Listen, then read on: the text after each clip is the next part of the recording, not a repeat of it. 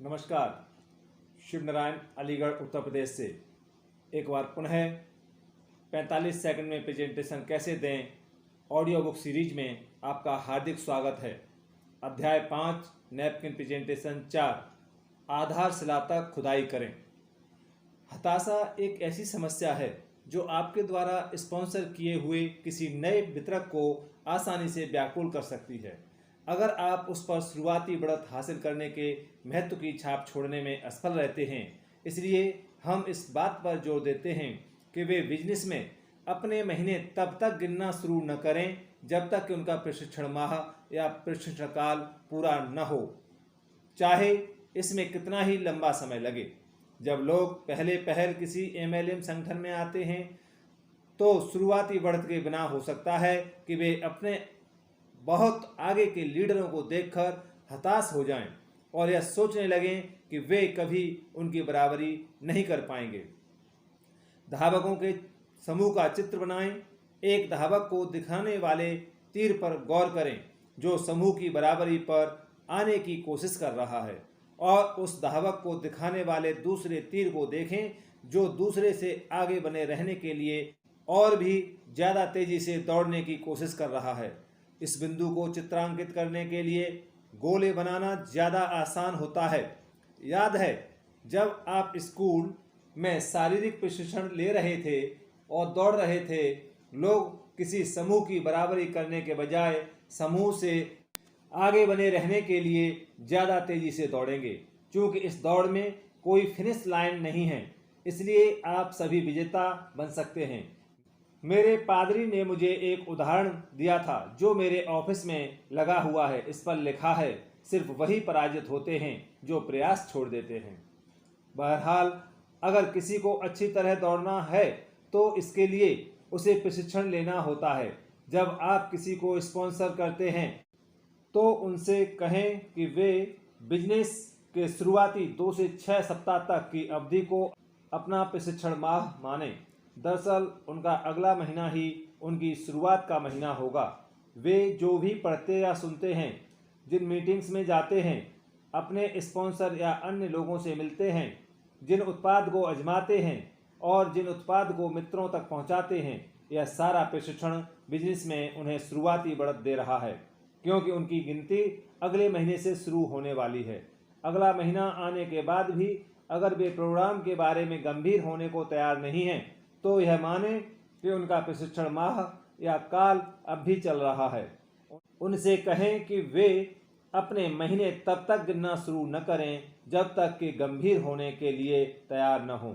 इसका फायदा यह होगा कि वे आखिरकार गंभीर होते हैं तो वे दौड़ के लिए वार्म अप करेंगे, उन्हें शुरुआती बढ़त मिल जाएगी और वे ज़्यादा तेजी से दौड़ सकेंगे। इन सारी नैपकिन प्रेजेंटेशन का एक मुख्य लाभ यह है कि आप उन्हें अपने एक नए वितरक और प्रोस्पेक्ट को बता सकते हैं या प्रशिक्षण कार्यक्रम तैयार कर सकते हैं जिससे उनमें स्वप्रेरित होने की प्रवृत्ति आ जाती है। जब भी मैं 2x2 4 होते हैं वाली प्रस्तुति दिखाता हूं तो MLM की संभावनाओं के बारे में फिर से रोमांचित हो उठता हूं। आगे के पन्नों में मैं आपको एक चीज़ दिखाने जा रहा हूं जिसे पढ़ने और समझने के बाद जब भी आप किसी निर्माणाधीन ऊंची ऑफिस की इमारत को देखेंगे तो हर बार प्रेरित और प्रोत्साहित हो जाएंगे। गौर करें कि जब निर्माण कार्य शुरू होता है तो लगता है मानो इमारत को जमीन से ऊपर उठने में महीनों, लगभग अनंत काल लग जाता है, तब कहीं जाकर यह ऊपर उठती है।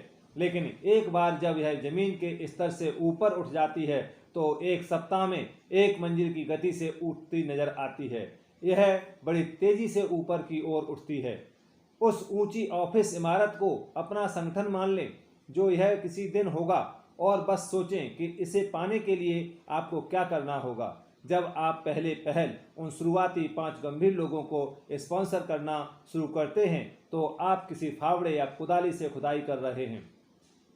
लेकिन गौर करें कि जब आप अपने लोगों को स्पॉन्सर करना सिखाकर दूसरे स्तर तक खुदाई कर लेते हैं, यानी जब 25 लोग हो जाते हैं तो आपको बुलडोजर लाने पड़ते हैं।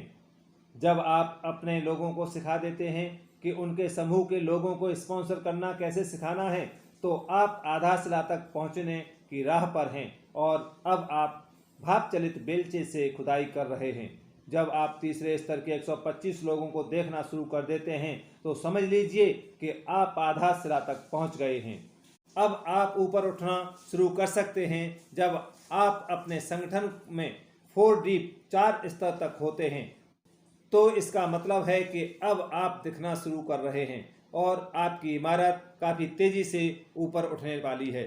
इसलिए अगर आप कई महीनों से बिजनेस में हैं मगर फिर भी आपको कुछ हलचल होती नहीं दिख रही है, तो हताश न हो। बात बस यह है कि नींव अब भी निर्माणाधीन है। यह उस सोना खोजने वाले की तरह है जो महीनों तक खान की खुदाई करने के बाद हार मान लेता है और खुदाई छोड़ देता है, जबकि वह सोने का भंडार खोजने से बस 6 इंच दूर होता है। एक बार फिर लौटकर अपने सेल्स पर्सन की ओर चलते हैं। उनके साथ भी यही होता है। जब वे आधारशिला तक पहुंचने ही वाले थे और इमारत को उठता देखने ही वाले थे, तभी उसे छोड़कर किसी दूसरी चीज की तरफ चल देते हैं। आप असल विकास के परिणामों को दरअसल तब तक देखने की उम्मीद नहीं कर सकते जब तक कि कम से कम 4 डीप न हो जाएं।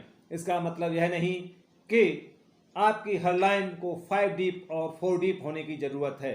अगर आपकी एक भी लाइन 4 डीप है तो इसका मतलब है कि आप मंजिलें बनाना शुरू कर रहे हैं और दिखाई देने लगे हैं। ऊपर चित्र में बताया गया है कि जो व्यक्ति 130 को स्पॉन्सर करता है उसकी नींव कैसी दिखेगी।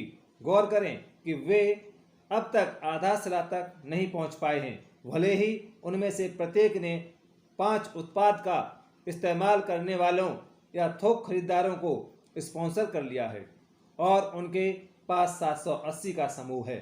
आधारशिला पर ठोस नींव के बिना इमारत कभी ज़्यादा ऊंची नहीं बन सकती, वरना ढह जाएगी।